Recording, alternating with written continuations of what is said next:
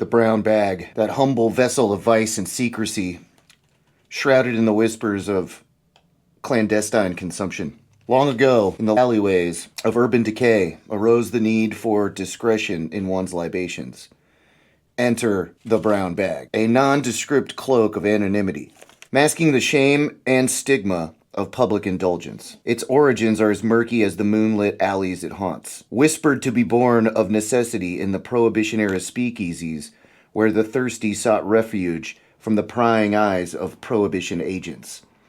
But it was not merely utility that elevated the brown bag to its revered status. No, it became a symbol, a silent testament to the subversion of societal norms, a defiant middle finger thrust skyward in the face of temperance and sobriety. To sip from the brown bag was to partake in a clandestine communion, a ritual of rebellion against the puritanical forces that sought to dictate the contents of our cups.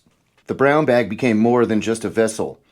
It became a badge of honor, worn proudly by those who dared to defy convention and embrace their own brand of liquid liberation. Its very presence whispered tales of disruption and defiance, evoking the spirit of renegade poets and outlaw visionaries who dared to challenge the status quo. The brown bag endures as a potent symbol of rebellion and resistance, a reminder that even in a world awash with conformity, there are those who refuse to be shackled by the chains of societal expectation. So raise your brown bags high, my friends, and toast to the spirit of defiance that courses through our veins. For as long as there are brown bags, there will be those who dare to drink from them, unapologetically and unabashedly. Let's go on a journey into the heart of the American psyche. Let's go on a journey into the heart of the American psyche, where the right to bear arms is as sacred as the whiskey in our flasks and the blood in our veins. In the land of the free, the gun reigns supreme, a totem of rugged individualism and the unbridled frontier spirit. But make no mistake, for behind this facade of bravado lies a seething cauldron of fear, insecurity, and paranoia, waiting to erupt at the slightest provocation. And yet, I can't drink a beer in public without the long arm of the law knocking it to the earth. In the vast expanse of the American wilderness, where the sun beats down like a merciless taskmaster and the shadows dance with the ghosts of our past, a man's beer is his most trusted companion.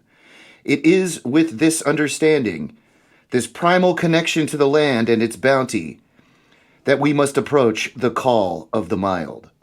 In the mild, untamed expanses of the American Midwest, a man's right to carry his liquor openly is as natural as the ebb and flow of the mighty rivers and the shifting of the winds. It is a testament to the sovereignty over his domain, a declaration of his willingness to defend his life, his liberty, and his pursuit of happiness against all who would seek to deny him, a cold one. To carry a wine flask openly is to embrace a code as old as time itself, a code of honor, courage, and self-reliance. It is a solemn vow to stand firm in the face of danger, to protect one's kin and one's honor with unwavering resolve and spirit. But with this privilege comes great responsibility, for the drink is a double-edged sword, capable of both great feats of heroism and unspeakable acts of tragedy.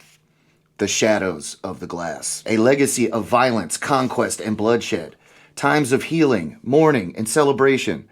It is a reminder of the triumphs and sins of our forefathers, the scars of our nation's birth written in the blood of the innocent and the oppressed.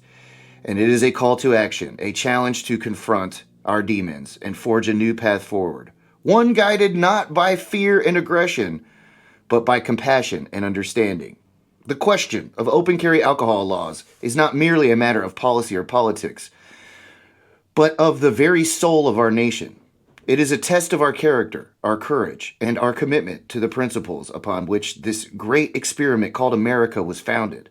So let us take up our drinks, not in blind defiance or reckless abandon, but in defense of all that we hold dear: our freedom, our democracy, and our beer.